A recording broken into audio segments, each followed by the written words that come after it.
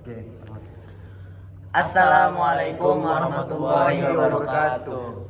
Perkenalkan, nama saya Telagal Kausar. Saya dari Fakultas Dakwah. Perkenalkan, nama saya Saifullah Rodi Hartono. Saya dari Fakultas Dakwah, kelas Dakwah B, Prodi Manajemen Dakwah.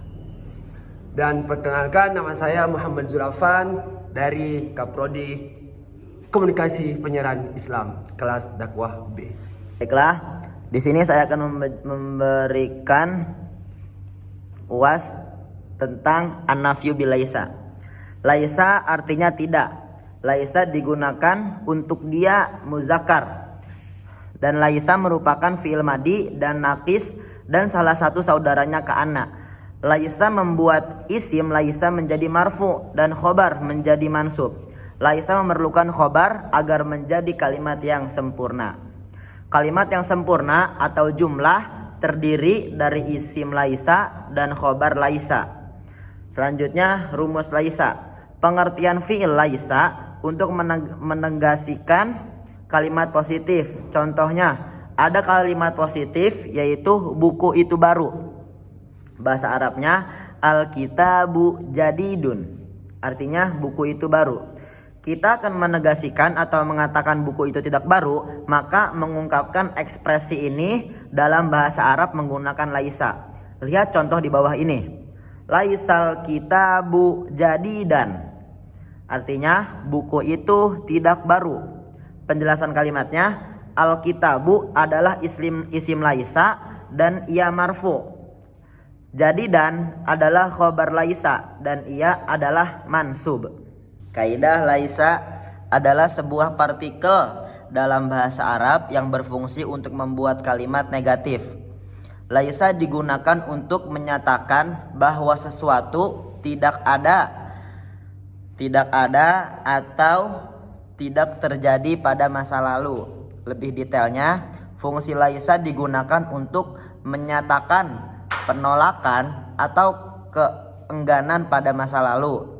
Strukturnya, laisa diikuti oleh isim atau kata benda yang ditandai dengan kasroh, tanda baca di bawah huruf yaitu kasroh, dan kemudian diikuti oleh khobar atau predikat yang ditandai dengan fathah, tanda baca di atas huruf.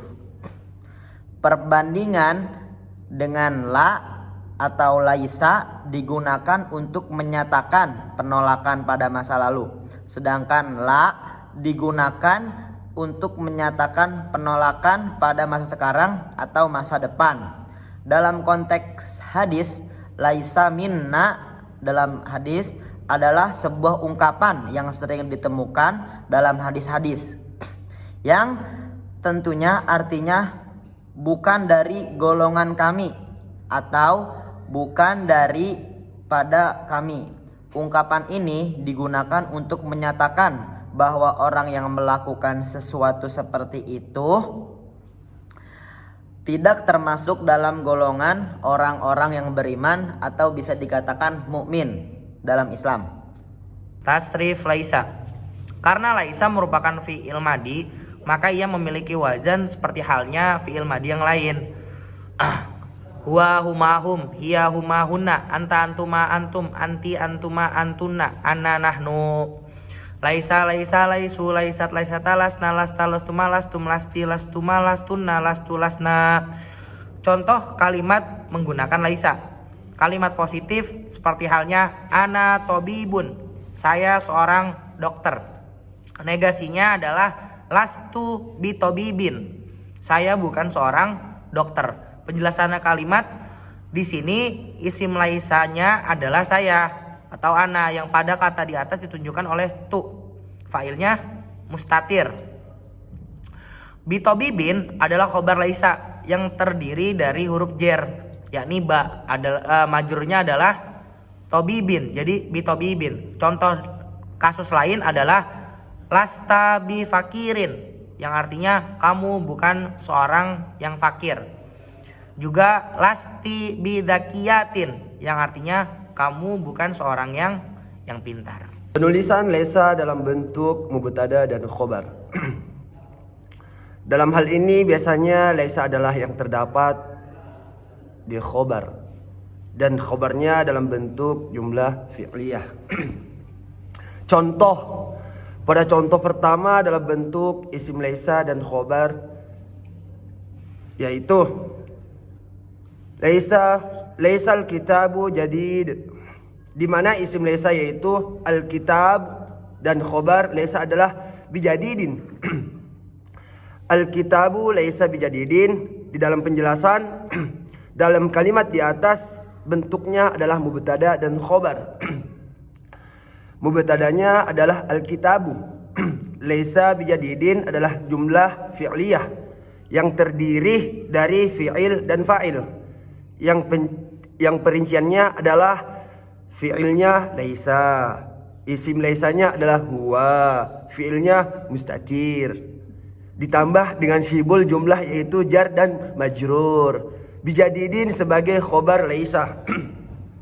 Contoh yang terdapat dalam Al-Quran, laisa lasta alaihim bimusaitir, itu contoh di dalam Al-Quran. Kesimpulan, laisa artinya tidak. Laisa digunakan untuk dia muzakkar, dan laisa merupakan fi'il madi dan nakis dan salah satu saudaranya ka'anna. Laisa membuat isim laisa menjadi marfu dan khobar menjadi mansub. Selanjutnya, rumus laisa adalah penggunaan fi'il laisa untuk menegasikan kalimat positif. Selanjutnya, penulisan laisa dalam bentuk mubtada dan khobar. Dalam hal ini biasanya laisa adalah yang terdapat di khobar dan khobarnya dalam bentuk jumlah fi'liyah. sekian dari kami. Mengucapkan Assalamualaikum warahmatullahi wabarakatuh.